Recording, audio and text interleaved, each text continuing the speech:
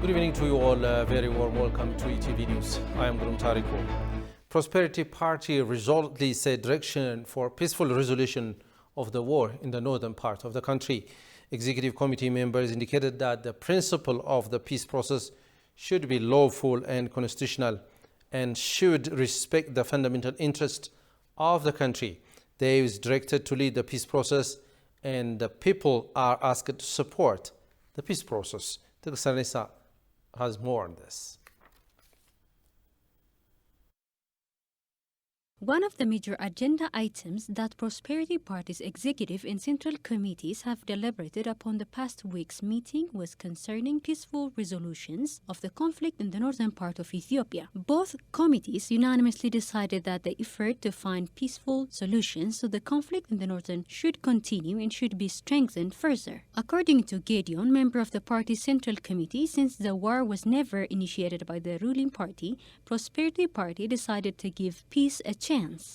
Both committees have taken into account the fact that peace is essential and of paramount importance for our political and reform initiatives to succeed. Furthermore, both committees have underscored the need to put an end to this tragic chapter in our history and to move forward. Both committees have expressed an aspiration to move towards reconstruction, rehabilitation, and reconciliation of communities that have been affected by the conflict. Both committees have also reiterated the need to avoid further bloodshed and to end the suffering and misery that has been occasioned by the conflict. These committees have also reached the conclusion of a national consensus through a process of national dialogue.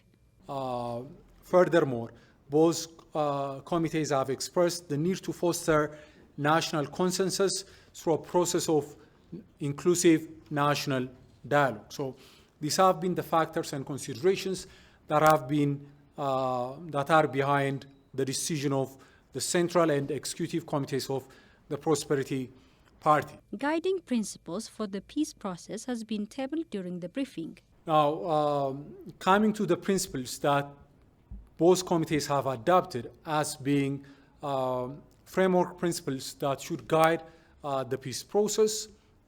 Both committees have underscored that the process should be pursued in a manner that is in accordance with and that optimizes the following fundamental principles. First, respect of the constitutional order and constitutionalism. Second, respect for the fundamental national interests of the Ethiopian people and the Ethiopian state. And third, the African Union as the facilitator of the process in accordance with the principle of African solutions to African problems. It was also stated that both committees also called upon all Ethiopians and international community to support this peace initiative. The Central Committee and the Executive Committee of the Prosperity Party would like to call upon all Ethiopians from all walks of life, from all parts of the region, to support this peace initiative and this peace effort. And both committees would also like to call upon the international community and friends of Ethiopia to play a constructive role and support this peace initiative and agenda. The National Intelligence and Security Task Force is taking proper measures against the Gambela Liberation Front, the Gumus People Democratic Movement, and OLF Shane in Gambela, Gimbi, and Dambidolo areas. According to a statement, these anti-peace elements have killed civilians in Tole Kabale, Gimbi town in West Welaga zone in the state of Oromia, and the terrorist groups are tirelessly working as TPLF's agents to dismantle the nation. Cementing unity and solidarity is vital to control terrorist groups, as well as realizing the rule of law is said to be critical to bring responsible individuals to face justice. The National Intelligence and Security Task Force warns the general public to refrain from any wrong deeds, and some sponsored media outlets allying with TPLF is fueling the ongoing civilian attack to create ethnic and religious havoc across the country.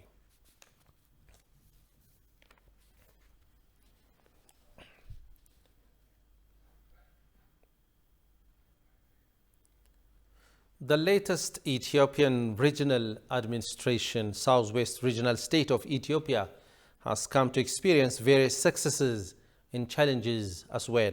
Speaking to EBC, Chief Administrator of the Southwest State of Ethiopia, Nagash Wagesho, said that there are long-standing disputes over grazing and water in the border areas of South Sudan and Southwest Ethiopia. But the recent media report about the South Sudanese forces crossing 150 kilometers deep into Ethiopian southwestern border is baseless. Johannes Van Town has the details. It has been 9 months since the establishment of the 11th region in southwestern Ethiopia. Both before and after the establishment of the southwestern regional state, pastoralists who commonly are in search of pasture and water for their cattle are known to be the cause of disputes between the two countries. Recalling some media outlets, EBC asked chief of the region about reports that some from South Sudan had crossed 150-kilometer border into the southwestern Ethiopia region last week. The South Sudanese forces have entered into Ethiopia, almost 150 kilometers. What is the real picture on the ground that you can tell us? First place, that is completely, totally wrong, incorrect. There is no structured armed forces of South Sudan invaded the Southwest Ethiopian People's Region. Citing the customs of the people in the border area, especially the pastoralists, when problems related with grazing and water happen, the regional chief said efforts have been made to create peace by using local conflict resolution methods. The border community are, most of them are pastoralists. So these pastoralists share some common values. The people on our side and the people on South Sudanese side, they have some common traditions, common social characteristics. Because of that, when there is a shortage of pasture and water, the people, those pastoral community from the South Sudan migrate to our region and serve for some years and again get back. Similarly, the pastoral community in our region also do the same way. In between, there are some local clashes. So we are doing some discussions, negotiations, in order to settle this issue. The chief also indicated that the southwestern state has come to experience various successes so far. In particular, the question of enjoying the constitutional right of the people to self-administration has been realized. People of the region highly appreciated the initiative taken by the government as well as the party.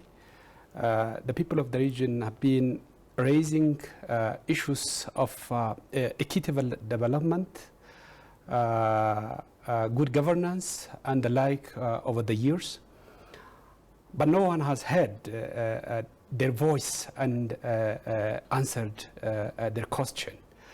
During the recent mighty reform season, that means over the last 3 to 4 years, the people have been raising the same question so seriously, and the government has given attention to their causes. And that cost has got proper answer through this reform. By this, the people show that there is a government, there is an organization, there is an institution which can hear a people's voice. The formation of the regional states in Ethiopia is cornerstone structure of the federal system to enable citizens to get access to various government services accordingly.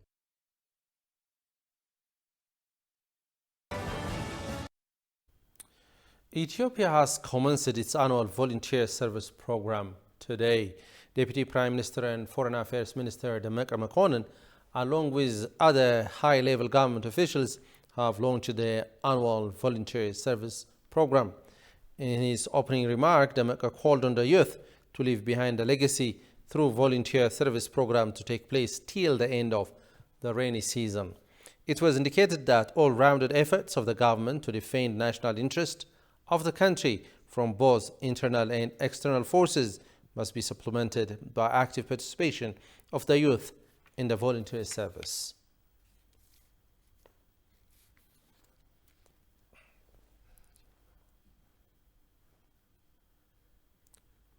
Senior Amhara and Oromia leaders noted that they are determined to control the conspiracy of the terrorist Shane and its collaborators. They also stated that the main goal of the terrorist group is to create conflict between the peoples of Amhara and Oromia and dismantle Ethiopia. Hence, it is time to stop these evil acts, and the leaders underscored. Shegai Matau has the details. Presidents of the Amhara and Oromia regions and senior leaders held discussion on the ways to contain the plot of terrorists and safeguard peace and security of citizens together. President of the Amhara region, Ilik Al-Kafala, said the recent bloody massacre of innocent civilians in Gimbi, Dambidolo and Gambela is shocking, adding that we need to fight these terrorists together. ጠላቶቻችን ብሔርን ለይተው በማጥቃት እርስ በርሳችን እንድንጫረስ የሚያደርጉት የራሳቸውን ዓላማ ለማሳካት መሆኑን We, the leaders, need to recognize that the reason our enemies are killing civilians based on identity is to make us kill one another and meet their hidden objectives. We need to work together to control similar incidents from happening, especially if the Amhara and Oromia leaders are aware of the problem and stand together, we can keep the unity of the country. Our enemies are boldly speaking as if they disseminate Ethiopia. There is also a campaign launched on Prosperity Party to separate the leaders from the people of Ethiopia. But if the leaders and the people stand together, we can tackle the challenges coming ahead. ህዝባችን ከጎናችን አሰልፈን ወደፊት የሚመጣውን ችግር በጋራ መፍታት እንችላለን የሚል ጽኑ አቋም እንድንይዝ ያደርገዋል። President of the Oromia region, Shimelis Abdissa, on his part underscored that the OLF Shene is massacring civilians as a sign of its defeat, adding that the main goal of the terrorist group is to make the people of Amhara and Oromia fight each other, but this will never be succeeded. የሁለቱ ክልሎች ህዝቦች አንድ ህዝቦች ናቸው። ብዙ ፈተና አብሮ ያለፉ፣ አብሮ የወደቁ፣ አብሮ ብዙ ድሎችን ያመጡ The people of Amhara and Oromia live in harmony. They enjoy the happiness and share the grief together. They defeated enemies together, and indeed they will defeat enemies in the future. The Shane and its collaborators' goal are to weaken Ethiopia by creating a problem between the people of Amhara and Oromia. They were not successful in the past and will not be successful in this generation and in the future. Therefore, we do not only condemn the killing, but we need to bring the culprits to justice and strengthen strong ties between the two people and sustain the unity of Ethiopia. የሁለቱን ህዝቦች የሁለቱን ክልሎች አንድነት ወደ ላቀ ደረጃ የማሸጋገር ስራ እንድንሰራና እንድናጠናክር ነው። Ilikal further stated that the terrorist Shene is an enemy for all Ethiopians and working to dismantle Ethiopia, adding that every Ethiopian needs to fight this terrorist group in unison. ሸኔ የሚፈልገው አማራና ኦሮሞ እንዲለያይ እና እኩይ ዓላማው እንዲሳካ ነው። The hidden agenda of the terrorist Shene is to separate the people of Amhara and Oromia. What the Amhara government and people need to understand is that Shene is an enemy of all Ethiopians. The massacred civilians are Ethiopians. So the agenda is not only the Amhara people, it is an agenda of all Ethiopians. We all Ethiopians need to condemn the killing and support the law enforcement operation carried out by the government. ይህን አሸባሪ ድርጅት በጽኑ ማውገዝ እና መንግስት የሚወስደውን ህግ ማስከበር እርምጃ በጽናት መደገፍ ያለብን። Shimelis reiterated that as all Ethiopians defeated the plot of the terrorist TPLF, they are also repeating the victory over the terrorist Shene group, adding that we, the leaders, are committed to discharge our responsibilities. ሸኔ በመጀመሪያ የኦሮሞ ህዝብ ጠላት ነው። The people of Oromia are the primary enemy of the Shene group. The group is highly damaging the people of Oromia. It is the responsibility of the leaders to face the group face to face. The leaders discharged their responsibilities in eliminating the terrorist TPLF. The leaders are now working again to defeat the Shene group, and we will repeat the victory once again. አሁንም በሸኔ እየሰራው ነው ያለው ይደግመዋል። Cementing the ties between the Amhara and Oromia people and limiting the pace of the terrorist Shene are among the pointers dealt in the discussion. The Ethiopian Social Democratic Party chairperson Professor Beyene Petros underlined that the government has to consolidate security linkages at all levels of its structure to protect the safety and security of its citizens, especially by identifying areas exposed to attacks.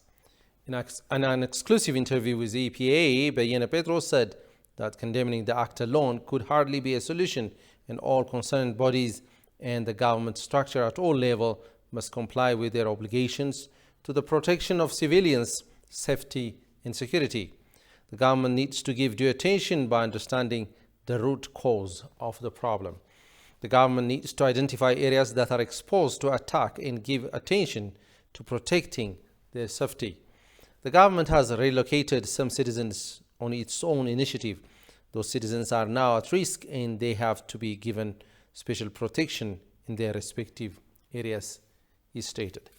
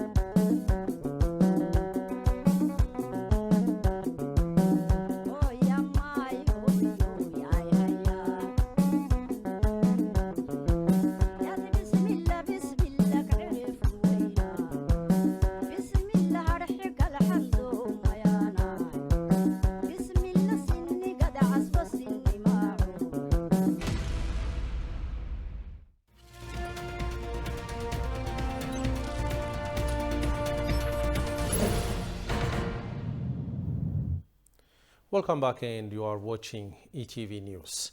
Ethiopia's ambassador to Algeria, Nabiat Getachew, has paid a working visit to Walia of Annaba, a port city in northern East Algeria, recently.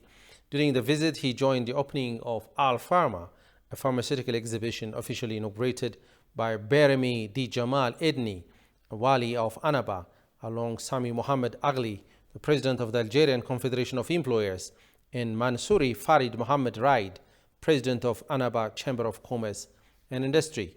Ambassador Nabiat noted the importance of packaging for agro-processing and invited MMB to participate in Ethiopia's agro-processing sector by explaining the investment incentives and the availability of industrial parks designated for agro-processing companies willing to invest in Ethiopia.